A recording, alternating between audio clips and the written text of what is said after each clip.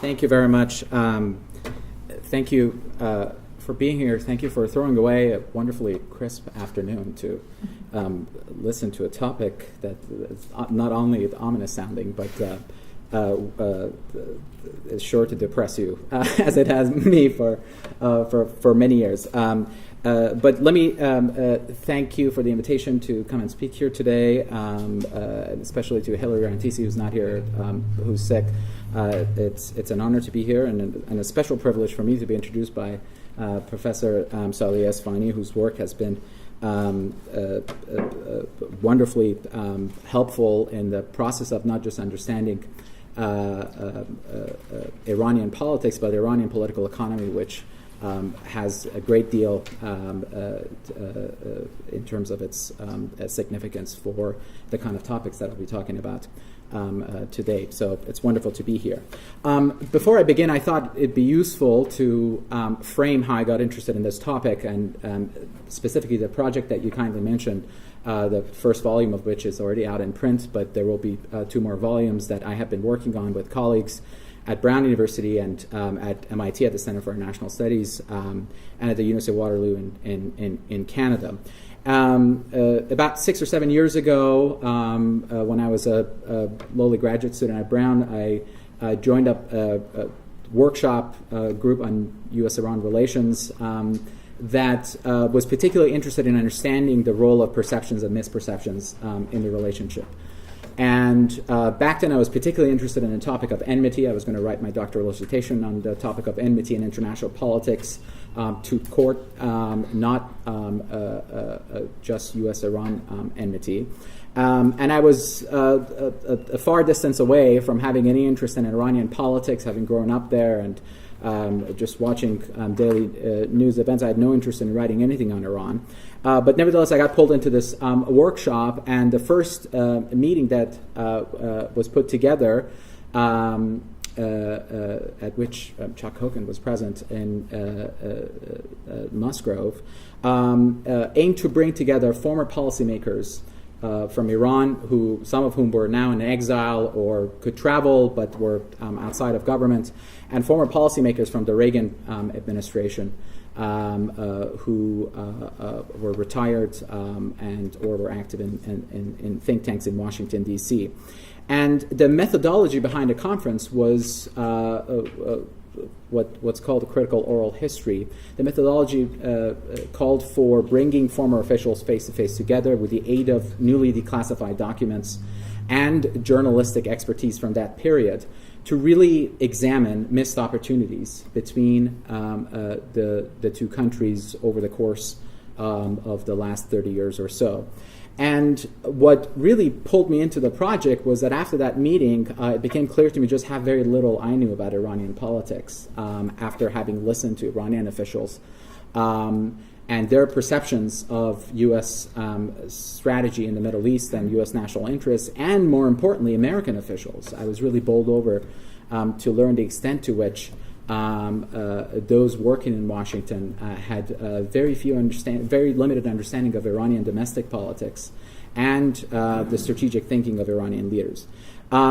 So I completely signed on to this project and sought to actually work on understanding the roots of enmity in U.S.-Iran relations. I set that aside. I wrote a totally different dissertation on democratic development in Iran, but I'm now returning back to this topic of U.S.-Iran relations. A few observations that came out of that conference that has preoccupied me since about enmity. I'll have a few kind of broad abstract slides, and then we'll get into U.S.-Iran relations, if you don't mind. First was that not all enmities are created equal. The Critical Oral History Project had looked at U.S.-Soviet relations prior to this U.S.-Iran project that we're working on, but also U.S.-Cuba, U.S.-Vietnam relationship. And all of those resulted in very important books and documentaries. Robert McNamara, Fog of War was a famous product of one of those conferences. And what I learned by studying these different cases was that not all enmities are created equal. The enmity seems to have different degrees of intensity depending on what actors are involved and what geographies we're talking about and what the overall regional outlook is prevalent at any given time. And the second point was that in spite of persisting conflicts, certain enmities actually did get resolved and were overcome over time. Even the most radical and hardened of enemies managed to, when you put them in a room together and they had to state what the reasons for thinking in a particular way were, managed to soften and actually re-examine and demonstrate empathy. And if that got translated to the level of policy, then it would have very important consequences. And this certainly was the case with McNamara's and his landmark visit to Cuba, face-to-face meeting with Fidel Castro. And lastly, and most importantly, what I learned from these conferences was that the nature of enmity among states in international politics was actually strategic and not perceptual. I had gone in thinking that enmity or amity was a matter of perception and misperceptions, that if only you explained to people how they were misconceiving of other people's views, that all problems would be solved. But what came out of these conferences, and perhaps I think the most important takeaway from these conferences that we have every year, is that there are actually people who have a very unique and important investment in the continuation of hostility and enmity for a variety of reasons. So there is a strategic logic to actually deploying enmity and hostility in international politics. So as a result, the kind of the general theory goes that enmity is really a strategic resource for political elites or for rulers, especially in non-democratic countries, who are seeking to implement their agenda and consolidate their rules that may be at variance with the national interests. That in fact the stated national interests of the country, as stated by statesmen and spokespersons for foreign ministries, etc., was of secondary importance. That the actual interests of regime elites and interests was way more important. And here you get two sources of enmity really that have fed U.S.-Iran relations, but really if you look at all long-standing hostile relations are very present. One is national security, reasons of sovereign rights, of the particular interest of the country as a whole, the national interest of the whole. And the other one is the role of domestic politics, how a given set of elites who are in power try to reconcile what is in the best interest of the country with their own interests. And this obviously is an entirely different dynamic under semi-authoritarian or non-democratic regime types. And they feed the strategic interests of the elites. Putting it in a Venn diagram, you'll see that this is a careful balancing game for any regimes and governments, be they democratic or not. This constant balancing of domestic politics and national security with the interests of elites in power, their electoral or non-electoral material interests, are a careful balancing act that play an important role in shaping the interests and perceptions of those interests of ruling elites in international politics. That's all the theoretical or the conceptual part of the talk that I have for you. The rest is all about U.S.-Iran relations. How does this apply to U.S.-Iran relations? If we divide up the key flashpoints or the key moments in U.S.-Iran relations over the last 34 years, I've broken it down after the Iran-Iraq War to different administrations. You'll see that from the very beginning, confrontation and non-engagement has really been the dominant theme throughout the last 34 years. After the Islamic Revolution in 1979 and 1980, the continued U.S. support for the Shah, especially the admission of the Shah to the United States, served as an impetus for the hostage crisis. This was a topic that we covered in the conference on U.S.-Iran relations during the Reagan years, and the book Becoming Enemies really focuses on this period of Iran-Iraq War and the immediate aftermath of the Islamic Revolution.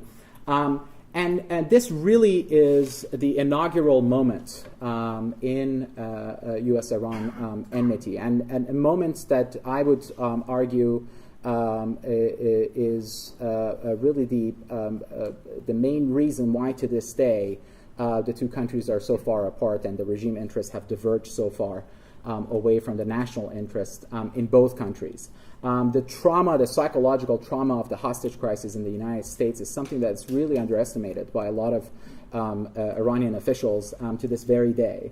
And when we had former CIA officials, we had the former head of CIA's clandestine service, Tom Twetton, who gave a very detailed account of not only his relationship toward his counterparts in Iraq after the war had broken out, but really the reason why he felt so motivated because of the memory of the hostage crisis. It was something that was completely new and really something that wasn't much thought about on the Iranian side, who tend to kind of underestimate the degree to which the hostage crisis had planted this seed of enmity in the United States, not just among the public at large, but especially among key administration officials who were important players in the Reagan administration.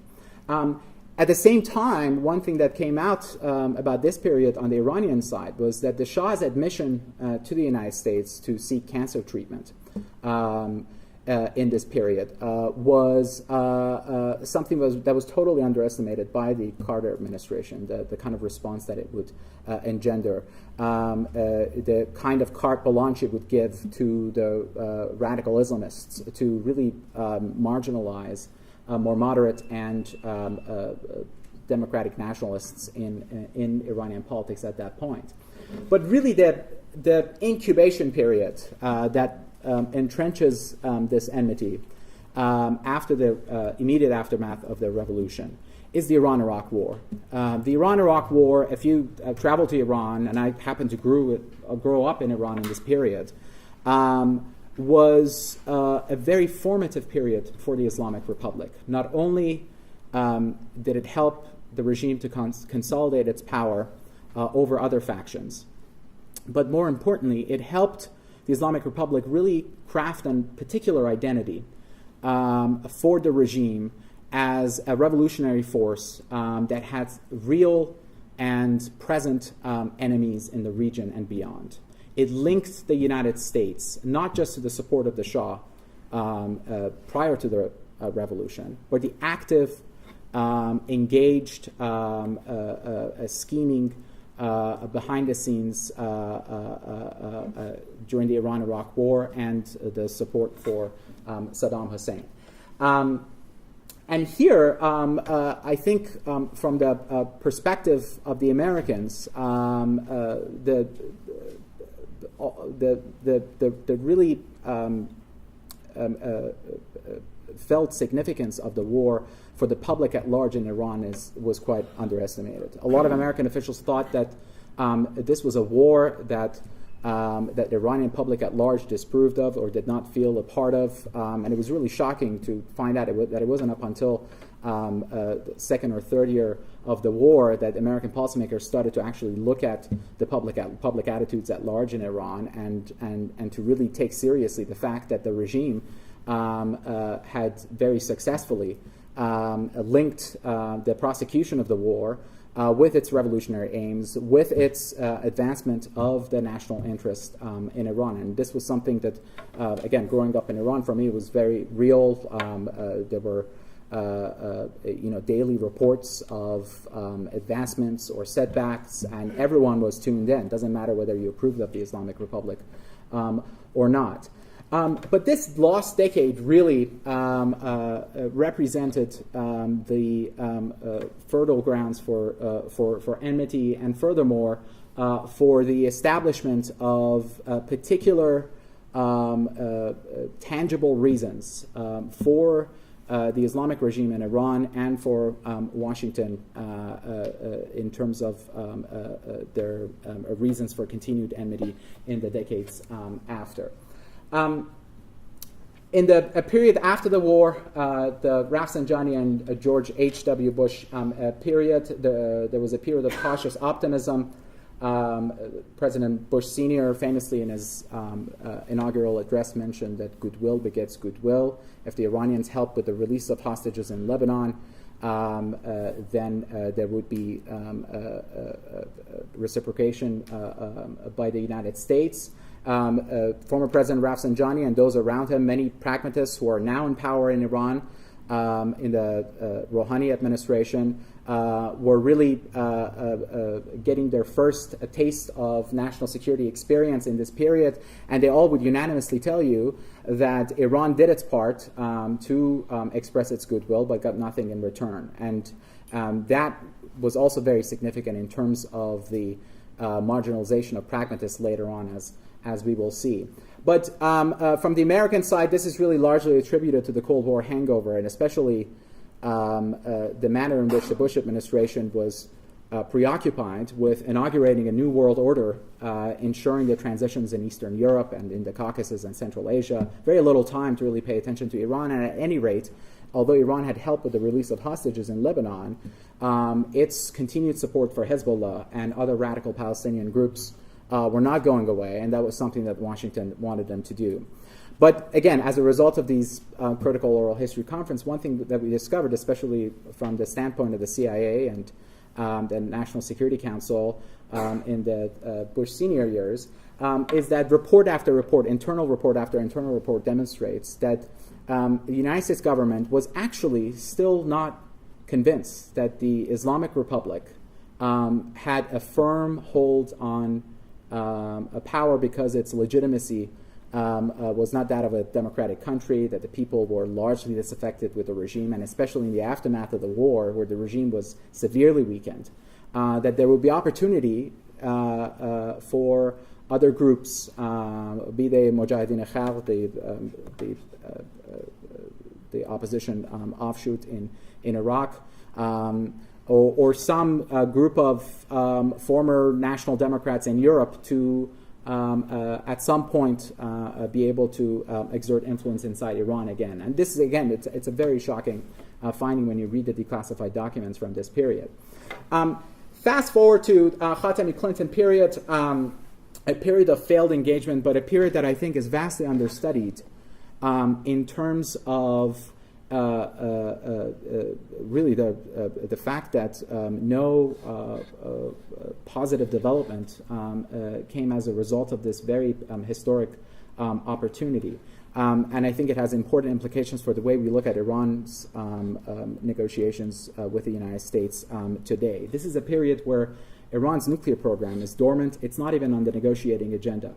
All that is to be resolved between Iran and the United States are basically Iran's support for Hezbollah and United States acknowledgement of the wrongs done during the war and the release of Iranian assets that had been frozen in the United States after the revolution. Those were the only items on the negotiating agenda. Iran's nuclear program is not at all part of the negotiating agenda, and yet it resulted in failure. And here I think the role of third parties and the possibility of third-party spoilage is very important. The Khobar Tower bombing of 1996 that occurred right prior to Khatami's election in Iran, the report that the FBI was undertaking that would come out in 1999 would blame Iran's Revolutionary Guards for having plotted the attack and linked Iran to a group that had not existed prior to the attack, nor did it exist after the attack, the Saudi Hezbollah. And the investigation that had happened around Khobar actually was exclusively Saudi investigation. The FBI only consulted the results of the Saudi investigation. And the second conference that we held on this event exclusively, we had former Iranian ambassador and would-be head of the Iran's National Security Council, Hossein Mousavian, who's at Princeton now, He was Iran's ambassador to Germany, a very important appointment at that juncture, but also the emissary, the personal emissary between the supreme leader and the Saudi King Fahd. And he recalled that Iran time and again insisted to have its own investigators, or to allow, insisted that the Saudis allow American investigators to look into the bombing, to no avail. And the Iranian contention on this particular bombing is that basically Iran was framed. This was early bin Laden. The Saudis were scared to admit it. And therefore Iran ended up paying a huge cost, because it effectively ended the Khatami-Clinton opening, and especially since the Clinton administration had mostly focused on the Arab-Israeli issue toward the end of its second term anyway. So that was a huge opening that did not have the nuclear file as part of it. So the enmity continues, and the cycle of enmity continues nevertheless.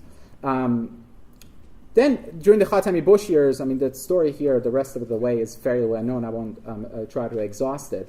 But on the Khatami and the first Ahmadinejad terms, we just held our latest critical oral history conference, and again, with some personalities on both sides. It's very difficult to get Iranians, the more recent we become, to invite them to conferences, and for travel purposes, but also those who are involved in Iranian national security decision-making are still very much part of the decision-making apparatus in Iran. I always joke that one thing that's very interesting when you observe U.S.-Iran relations is that in the United States, offices remain the same, people change.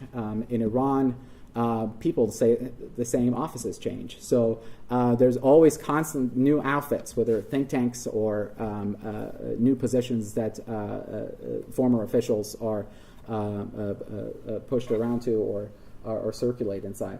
But after the Clinton Khatami opening, which was really the last major missed opportunity between Iran and U.S., the relationship takes a particularly dark turn. And here, again, mostly at the instigation of the United States. After the 9/11 attacks, Iran, much like as it had done after the Iran-Iraq war with the Bush senior administration, cooperated around the transitional government in Afghanistan. Iran was very important in getting Hamid Karzai be accepted as a transitional president, especially to the in the western provinces with the warlords that were active there, and really was rewarded for it by being put in the Axis of Evil speech in 2002, and here, when you, as I have done, interview former Iranian officials, some of whom are really out of step with the regime now and are in exile in Europe, in London, in Paris, and Washington, D.C., you get a particularly vivid, vitriolic reaction to the Bush administration's policy in this point, because they really felt like that could have also been an important moment if the Bush administration hadn't thought that Iran would be Iran was cornered, and after Afghanistan, after Iraq, regime change there would be such an easy thing to achieve. The rest of the story is well known.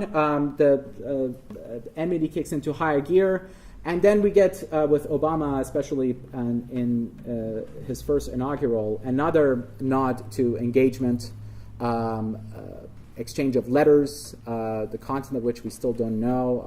It would be fascinating to visit the archives in 20, 30, 40 years from now to see how all of this played out. But for the remainder of the talk, I thought I'd focus on why is it that this enmity, in spite of these openings and in spite of where we are today, is still continuing. I think one thing that picture tells you, and the actual historical record tells us, is that enmity becomes an elastic concept when you look at it from a strategic perspective, meaning that there are people with various different degrees of interest in it. From a radical perspective, which views the ends justifying the means, enmity is absolutely necessary because it really serves the very pure set of interests that the regime has set, or the group of elites have set before them. In the case of Iran, the revolutionary ideals that emerge after the revolution really have two very different readings. One among the radicals that has become very problematic today as well is that the revolution itself is a constantly a regenerative process. That if you compromise on the core ideals of the Islamic Republic, then it's not worth dealing with what you're left with. And at any rate, the United States is always bent on undermining the regime and arguing for regime change anyway. From the pragmatic perspective, stability and survival trump all this. In the history of the Islamic Republic, pragmatism has really come to bear at key moments. The most important of which probably was the end of the Iran-Iraq War, at which then Supreme Leader Ayatollah Khomeini famously drank the hemlock and accepted the end of the war and decided to leave it at that, mostly because Iran's economy was in terrible shape. And the kind of advice that he got from his pragmatist advisors that the United States might be willing to greenlight a chemical attack against Iranian cities, or after the shutdown of Iranian passenger airliner over the Persian Gulf, that the United States was willing to take very drastic measures to directly attack Iranian interests. And that really forced the hand of the founder of the revolution to take a very pragmatic position. Ayatollah Khamenei has also, the current supreme leader, has mixed both at crucial points, but he is far more mindful of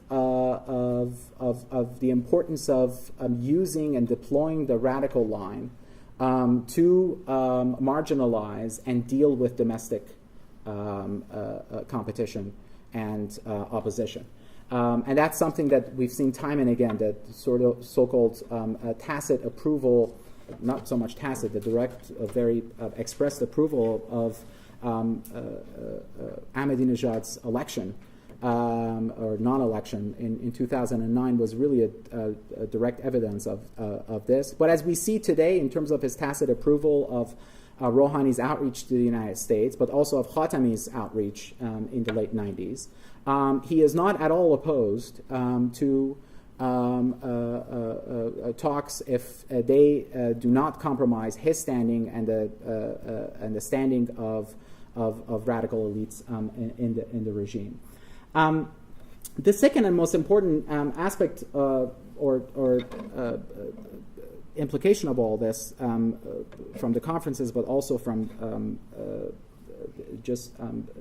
over the last 4 or 5 years, Obama's engagement with the Islamic Republic, is that strategy really is always for someone and for some purpose. This is a point that was lost on many American policymakers, I think at their own peril, for the first 2 decades of the Islamic Republic. Most notably during the Iran-Iraq War, but I think most consequentially in the decade after that, in the relationship between Rafsanjani first and then Khatami, all the way up to the Bush administration. And I think it took the catastrophic, really costly experience of the Iraq War and the somewhat misadventure in Afghanistan to really bring this point home. Many American officials that we interview and engage with in these critical oral history projects, when we ask them how they would change their thinking if they went back into those positions that they once held, is that they would look to the personal motivations of Iranian leaders and different outfits within the Islamic Republic, and not so much try to paint a broad brush and group them all together.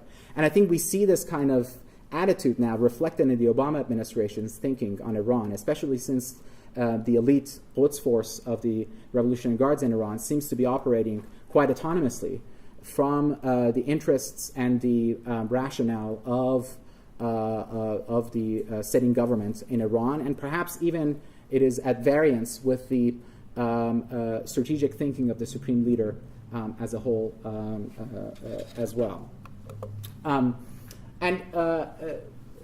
This is just a division of radical and pragmatic approaches in U.S.-Iran enmity. I've broadly covered this in that previous outline. But one thing that I want to point out here that's very important is that in that first quadrant on the top right, I think the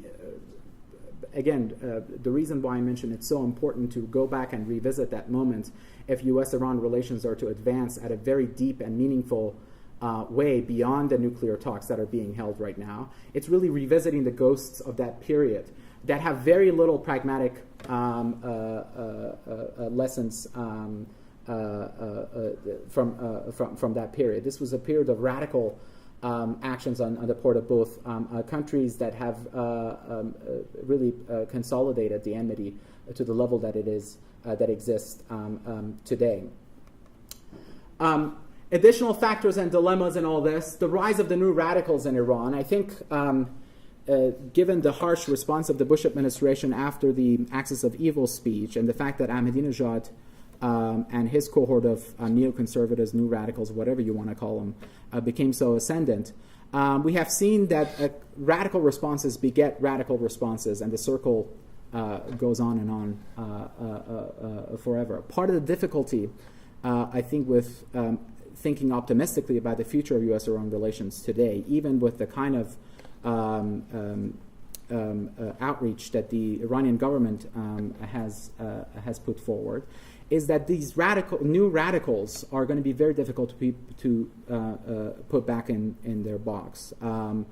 And here you really see the problem embodied in the persons and the profiles of key Revolutionary Guard commanders who have been in a very vociferous and deliberate manner intervened publicly to say that even though the Rouhani administration has undertaken many positive steps, the Americans will continue to undermine this process. There's no goodwill, that their aim is to marginalize Iran, and that at any rate it would be surrender, if not complete treason, to have such a positive attitude toward talk. So the new radicals in Iran are a very complicating factor. The other complicated factor, the role of third parties. I've already alluded to Saudi Arabia's interest around the Khobar Tower incident.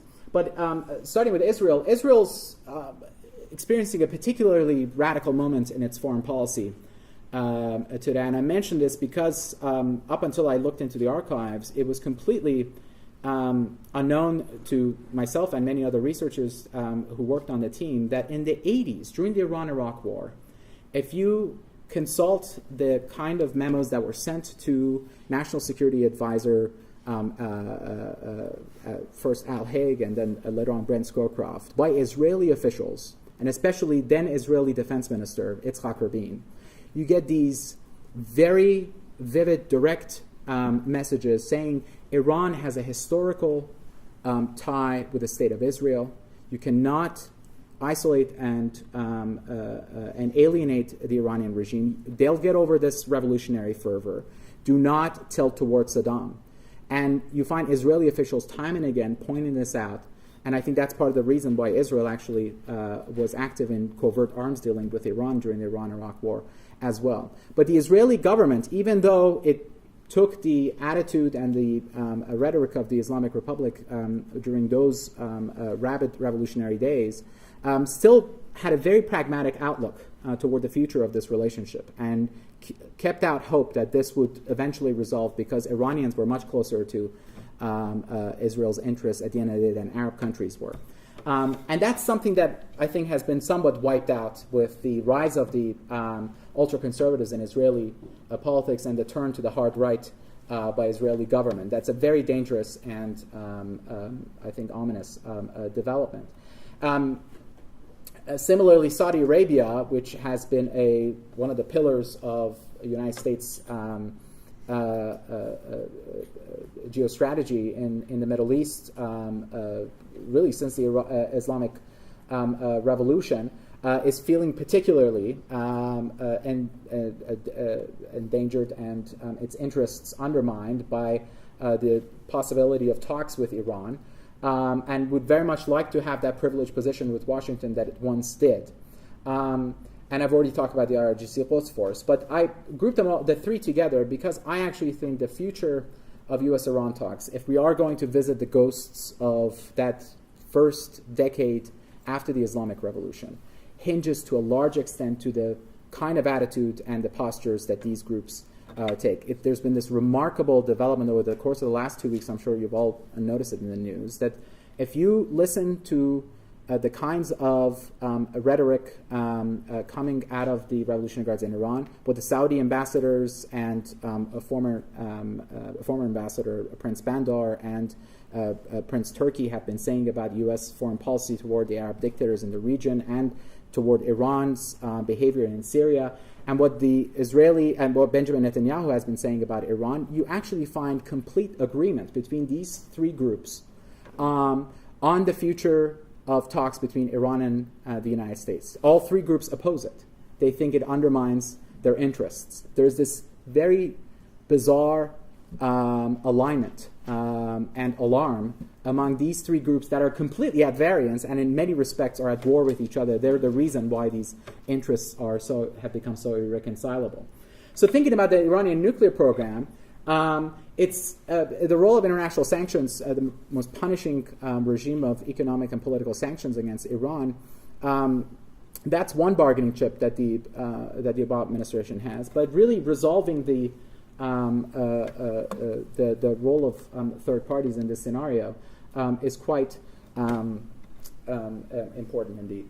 So what are some future scenarios? I have three future scenarios. This is the Kennedy School. I thought I'd come up with three scenarios because it's important to have takeaways. Confrontation, unlikely due to the strategic environment that I've just summed up. Not only does the United States not have the stomach for another war or a costly campaign against Iran in the aftermath of Iraq and Afghanistan, but Iran, too, is desperate, especially after the sanctions on Iran and the multiple domestic crises of political and economic legitimacy in Iran after Ahmadinejad, not to poke the United States and invite any more harm than it already has experienced. Stalemate, most likely, because of the strategic logic that I've laid out, the fact that the radical disposition in Iranian foreign policy is something that it's very difficult to get rid of in the absence of open discussion and dialogue about the ghosts of enmity that separate the two countries. It's very difficult to see the supreme leader move away from the radical rhetoric, and already we see examples of, well, we can resolve the nuclear dispute, but surely we have a large number of grievances against the United States that have nothing to do with the nuclear program. And in fact, it all has to do with our rights and responsibilities that international law affords us.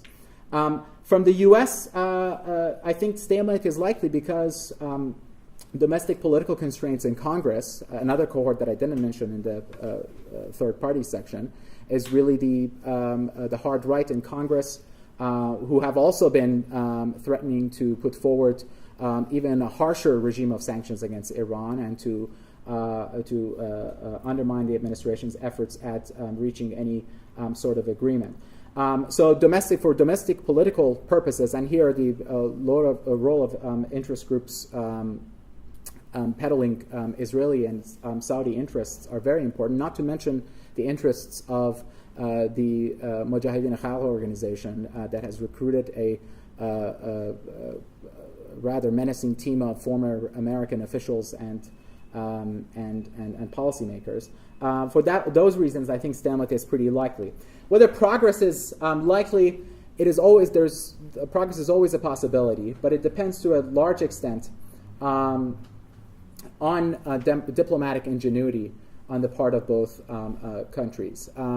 one good thing that we have going for us is that for the first time, the United States actually has a pretty significant bargaining chip in sanctions, but also in terms of all the problems that it has with its other allies in the region toward Iran.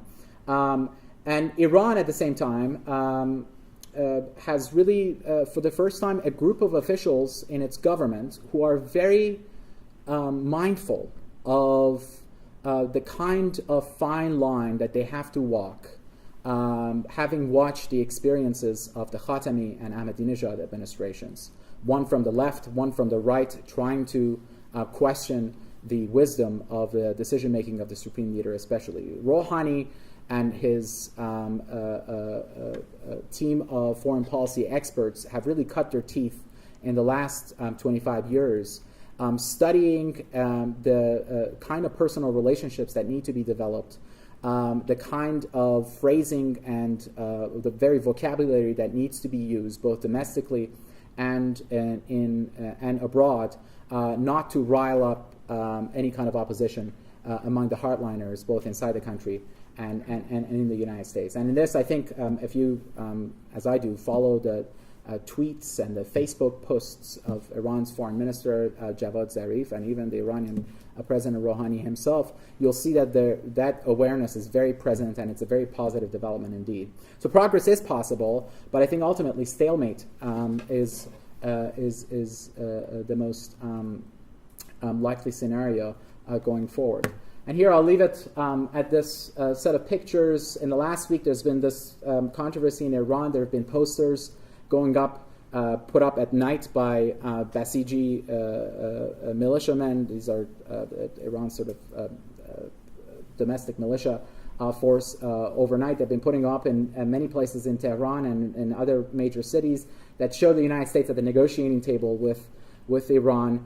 And in this picture, you have really army fatigues worn by American negotiators, meaning that coercive diplomacy is the method of choice for the Americans. And here, a guard dog, which is even more menacing. And from the American side, you have this really regional strategic dilemma. The U.S.-Saudi and U.S.-Israeli relationship also bear on this. I think overcoming the strategic logic of enmity means that you have to not only marginalize and find a way out of the radical posture that has bedeviled the relationship over the last 34 years, but more importantly, to revisit the foreign policy priorities that have been set in stone in the Middle East also during that period. So I'll leave it at that. And very good. Thank you.